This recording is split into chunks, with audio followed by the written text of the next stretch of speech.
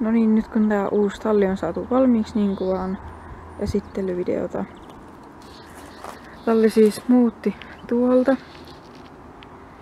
tänne vähän isompiin tiloihin. Tältä näyttää.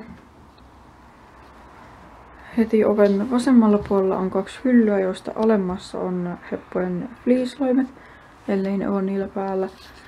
Ja ylemmässä on sitten muut loimet ja 2 laatikkoa, joista ylemmässä on muutama ruusuke, joita ei saatu tuohon ruusukanauhalle, ja sitten jotain ylimääräisiä varusteita. Sitten on hoitopaikka, jonka takana on tällainen hylly, missä on riimuja, kärpäshapsuja ja sitten kaikkia vähän erikoisempia riimuja.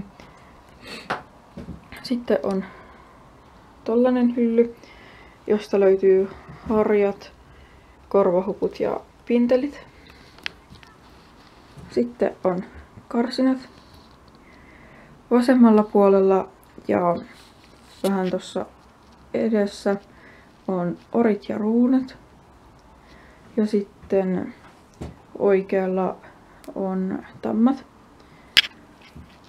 Riimut hepoilta löytyy tosta joko nauloista, jotka on noissa karsinoissa, tai sitten näissä uudemmissa karsinoissa ne vaan on tossa seinän päällä tolleen. Sitten on suitset ja muut varusteet.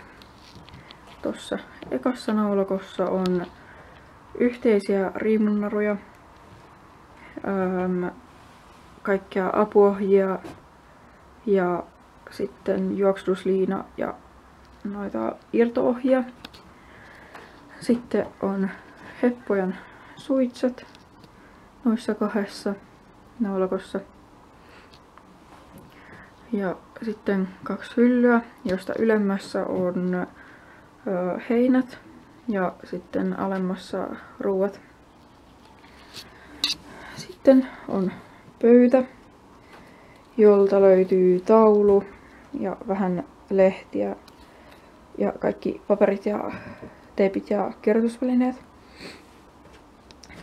Pöydän ja seinän välistä löytyy raipat ja puolamailat.